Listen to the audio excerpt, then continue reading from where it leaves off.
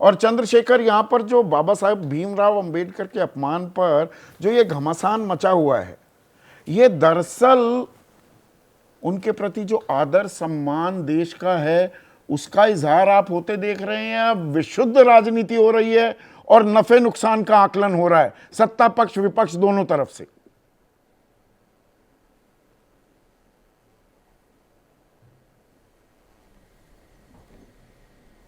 तो अभी तो मैं संदीप जी यही कह सकता हूं कि जिनको नुकसान लगा उन्होंने भी अपनी बात रखी और जिनको फ़ायदा लग रहा है वो भी अपनी बात रख रहे हैं। सवाल ये है कि सम्मान क्या उनकी तस्वीरों का है या उनके विचारों का भी सम्मान है। मैं स्पष्ट रूप से कहना चाहता हूं कि कल जो गृह मंत्री जी ने जिस तरह के शब्दों का प्रयोग किया वो उनके कद को शोभा नहीं देते, क्योंकि बाबा साहब अम्बेडकर, आप ये समझिए कि कोई ऐसा गांव नहीं जहां बाबा साहब अम्बेडकर के विचार ना हो। देश का, किसी भी स्टेट का, यूनियन टेरिटरी का कोई ऐसा गांव, कोई ऐसी गली नहीं है जहां बाबा साहब के विचार ना हो। तो कभी बाबा साहब किसी के लिए ज़रूरी रहे, कभी मजबूरी रहे। तो मजबूरी ज़रूरी में जैसे संविधान के समय बाबा साहब इस देश की मजबूरी थे, क्योंकि बाबा साहब जैसा कोई नहीं था इतना ज्ञानी। ये बात तो सरकार के मंत्रियों ने भी जो है संविधान की चर्चा में कही है कि मैं सरकार के संसदीय कार्य मंत्री ने कहा कि आज भी मैं बहुत जिम्मेदार से कह सकता हूं कि उनके जितना विद्वान कोई व्यक्ति देश में नहीं है, ना हुआ ना होगा। तो बाबा साहब उस समय की जरूरत थे।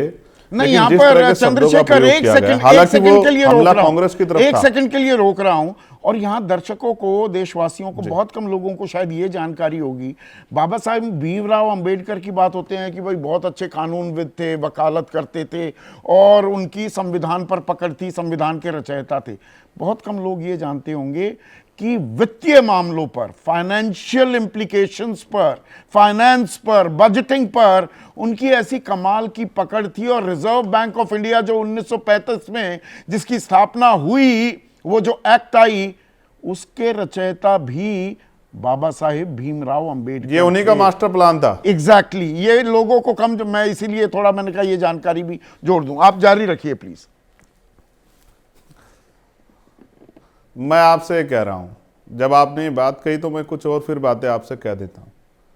सच ये है कि बाबा साहब एक जाति के दायरे में आके मजबूर हो गए, क्योंकि देश में जाति व्यवस्था है। वरना इकोनॉमिक्स पे और पूरी जो व्यवस्था है, उस ढांचे पे जितनी पकड़ उनकी थी, मतलब आप समझिए ना, जिनको नोबेल मिला उन्होंने भी कहा, अमर्त्य सेन जी ने भी कहा कि मेरे गुरु जो है बाबा साहब अम्बेडकर हैं। इकोनॉमिक्स में जिनको जो है नोबेल मिला। मैं आपको ये बात इसलिए कह रहा हूं कि आज गृह मंत्री ने 5:30 बजे पीसी की, मैंने वो पीसी भी सुनी और जो विरोध हुआ मैंने उसको भी सुना। लेकिन मैं आपको स्पष्ट तौर पे कहना चाहता हूं, ये बात शायद आपके यहाँ कोई चर्चा में कहेगा नहीं। अभी आपको याद है परभनी में कुछ हुआ था।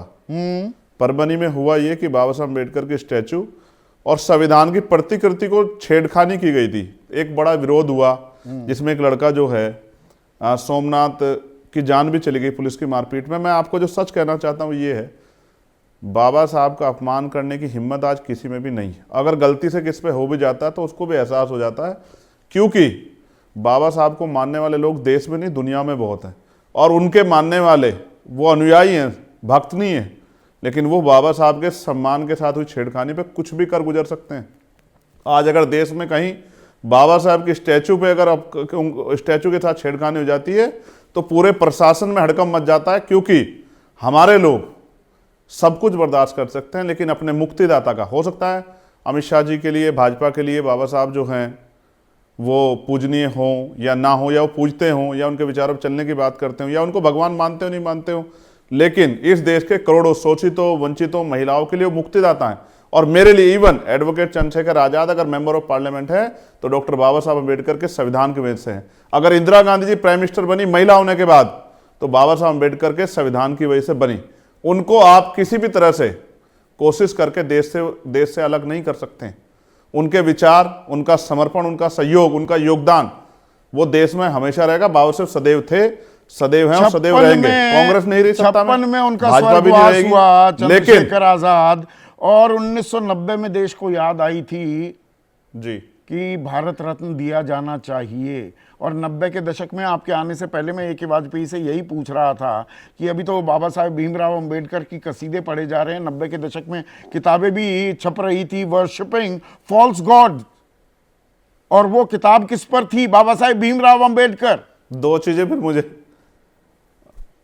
चीजें मुझे बतानी है संदीप भाई।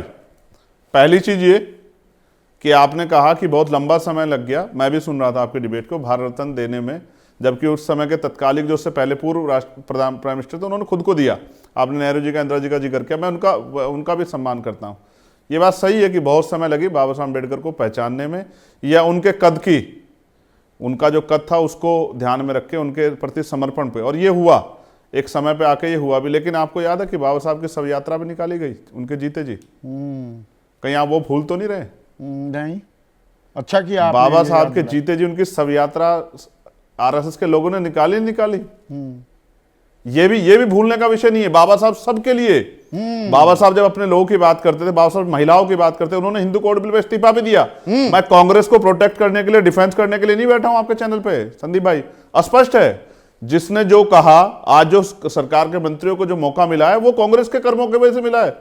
जो कांग्रेस ने किया वो उसी को कह रहे हैं। हाँ। मंत्रिमंडल इस्तीफा देना पड़ा, और नेहरू जी ने कहा कि राजा नकारा नहीं जा सकता, बिल्कुल क्या नाम, बाबा साहब के जान से फर्क नहीं पड़ता, उनको नकारा नहीं जा सकता, ये फैक्ट है। लेकिन आज जो हो रहा है, 2 दिन पहले पार्लियामेंट में कहा गया कि भाई संविधान पे चर्चा करा रहे हैं, और मैंने, आपको याद होगा, मैंने पार्लियामेंट में जब मुझे बोलने का मौका मिला, मैंने सबसे पहली बात ये कही कि आप कह रहे हैं, सब सारे नेता बोल रहे हैं, बड़े बड़े नेता, मंत्री हैं, सब हिंदुस्तान वर्ड का यूज कर रहे हैं, लेकिन कॉन्स्टिट्यूशन पे डिबेट कर रहे हैं आप 70 साल गौरवशाली यात्रा पे, 75 साल की। लेकिन फर्स्ट जो चैप्टर है भाग 1, वो तो कहता है India that is Bharat, India that is Bharat. फिर आप एंटी कॉन्स्टिट्यूशनल वर्ड का क्यों प्रयोग कर रहे हैं बार बार हिंदुस्तान?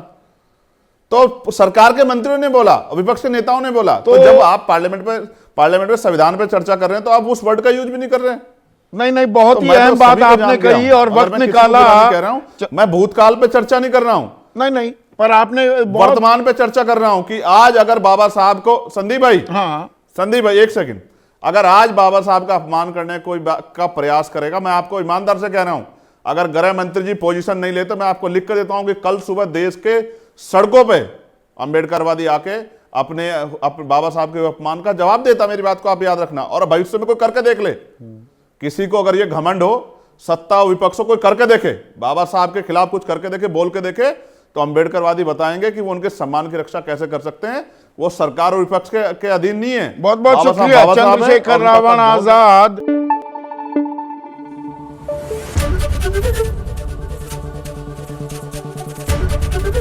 एबीपी न्यूज आपको रखे आगे।